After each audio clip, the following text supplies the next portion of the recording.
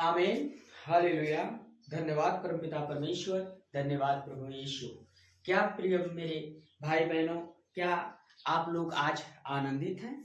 परमपिता परमेश्वर हम सभी मानव जीवन के लिए आनंद देने के लिए आया है। तो क्या परमेश्वर के वचनों से आप आनंदित रहते हैं? यदि परमेश्वर के वचन पे आप आनंदित रहते हैं तो आपका जीवन भी आनंद से भरेगा, क्योंकि पिता परमेश्वर आपको एक नया जीवन देने के लिए आया है और वो एक नया जीवन देता है।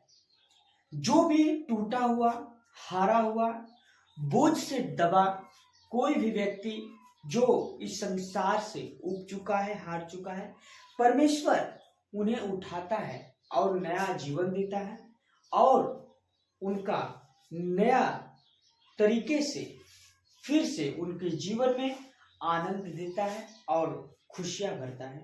तो परमपिता परमेश्वर कभी ये नहीं चाहता कि आप दुखी रहें, आपके जीवन में क्लेश रहे। ये शैतान के द्वारा होता है, क्योंकि शैतान ये नहीं चाहता कि परमपिता परमेश्वर को कोई जानने पाए। आज के समय में जितना लोग गलत सॉन्ग सुन रहे हैं, गलत तरीका गाना सुन रहे हैं, ये किसका देन है? शैतान का देन है। शैतान चाहता है कि कोई परमेश्वर को जानने न पाए। यदि परमेश्वर को जान जाएगा तो वो आनंद और सुख अपने जीवन में प्राप्त करेगा और स्वर्ग का राज उसी का होगा। लेकिन शैतान कभी ये नहीं चाहता। शैतान तो चाहता है कि आप दुखी रहें, आपके जीवन में क्लेश रहे, आप निर्धनता से, बहुत बर्बरता से जिंदगी बिताएं। आपका जीवन को पूरी तरह से नाश कर देता है शैतान। किसी को कैंसर दे रहा है, टीबी दे रहा है, बड़े बड़े बीमारियां दे रहा है। परमपिता परमात्मा उस चीज को पूर्ण रूप से निकालने के लिए आया। शैतान को आपके जीवन से दूर करने के लिए आया। शैतान हमारे जीवन में अटैक कैसे करता है? जब हमसे कोई गलती, गुनाह और पाप होता है, क्योंकि हम सब मनुष्य प्रतिदिन कोई न कोई पाप करते हैं। उस पाप के द्वारा हमारे जीवन में दुख आता है और वह दुख हमारे जीवन में एक पेड़ के जैसा जड़ बना लेता है।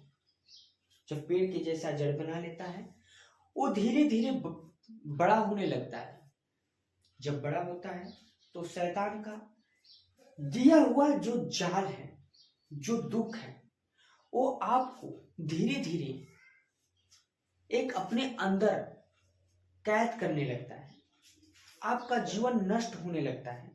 लेकिन आपका जीवन जब शैतान घेरता है तो आपको महसूस नहीं होने देता, क्योंकि उसका घेराव बहुत धीरे धीरे होता है।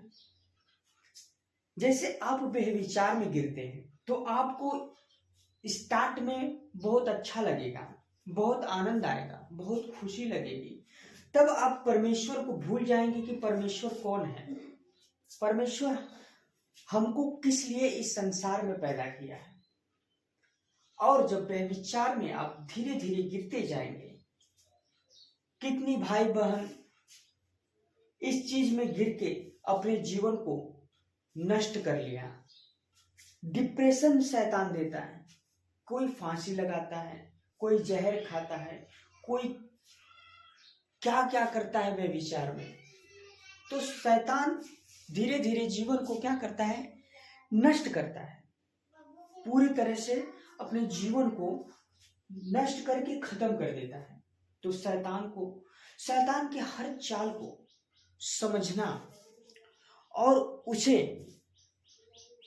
अपने दिमाग से बाहर निकाल के फेंकना, यही हमारी बुद्धि और चतुराई है। क्योंकि परमपिता परमेश्वर कभी ये नहीं चाहते कि आप, हमारा बच्चा जिसने परमेश्वर ने 9 महीने आपको गर्भ में रचा हो, वो कभी आपका नुकसान नहीं चाहता। जब चाहता है तो शैतान चाहता है, क्योंकि शैतान आपको बनाया नहीं है, इसके लिए उसे आपसे प्रेम नहीं है, आपसे ममता नहीं है, क्योंकि शैतान आपको बनाया नहीं है। जैसे मानते हैं कोई मकान, यदि जो व्यक्ति बनाया है बहुत पैसे लगा के बनाता है, बहुत मेहनत करके बनाता है, तो जो बनाया है क्या वो कभी तोड़ता है मकान को? कभी नहीं तोड़ता। क्यों लिए तोड़ता नहीं है? कि उसको उस मकान के प्रति प्यार है, मोह है, क्योंकि वो मेहनत करके अपना पैसा, अपना सारा समय दे के वो मकान को तैयार करता है। ठीक उसी तरह ये हमारा शरीर क्या है? एक मकान है। परमपिता परमेश्वर इसे 9 महीने तक अपने हाथों से बनाया। तो परमपिता परमेश्वर प्रभु यीशु क्या आपको दुख दे सकता है? क्या आपको कभी तोड़ सकता है? कभी ऐसा नहीं हो सकता। लेकिन शैतान इसको बनाया नहीं है, तो उसे इसको रोक देने में, किसी प्रकार का रोग अंदर डाल देना शैतान द्वारा, क्योंकि शैतान आपको बनाया नहीं है, शैतान को जरा सा भी चिंता नहीं है। लेकिन शैतान को जगह कहां से मिलती है? शैतान परमेश्वर ने बनाया, परमेश्वर का पूरा अधिकार है हमारे ऊपर और हम परमेश्वर के वचनों पे चलें। लेकिन शैतान आपको कब अटैक करता है, कब छूता है? जब आप पाप करते हैं। पाप का एक रास्ता होता है। जब पाप हम करते हैं तो शैतान को क्या देते हैं? मौका देते हैं। तब शैतान को क्या करता है? शैतान को क्या करता है? आवाज देते हैं। परमपिता परमेश्वर हमारे जीवन में बहुत से ऐसे कार्य नए नए करते हैं, चमत्कार करते हैं, ताकि हम अपने जीवन में बदल सके, बदलाव ला सके। तो हम जब पाप करते हैं तो शैतान को क्या करते हैं? अपने यहां रास्ता देते हैं, जगह देते हैं। तो परमपिता परमेश्वर क्या है? सत्य है। परमेश्वर इतने सत्य हैं कि आज तक उनपे कोई किसी प्रकार का दोष नहीं लगा सकता। और जहां सत्य है वहां झूठ का दोस्ती नहीं हो सकती, पाप का दोस्ती नहीं हो सकता। जब हम कोई पाप करते हैं तो शैतान हमारे जीवन में इंटर करता है। जब इंटर करता है तो परमेश्वर क्या है? सत्य है। तो परमेश्वर से हमारी क्या होती है? दूरी बन जाती है। तो परमेश्वर हमसे दूरी नहीं बनाता, स्वयं हम पाप करके परमेश्वर से खुद दूरी बना लेते हैं। लेकिन परमेश्वर कभी ये नहीं चाहते कि हमारे प्यारे बच्चे और बच्चियां कभी दूर ना जाएं। लेकिन हम पाप करते हैं, पाप के द्वारा हम क्या करते हैं? पिता परमेश्वर से क्या करते हैं? दूरी बना लेते हैं।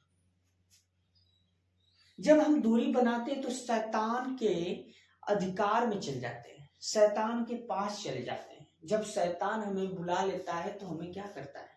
जाल में फंसा लेता है तो क्या करता है?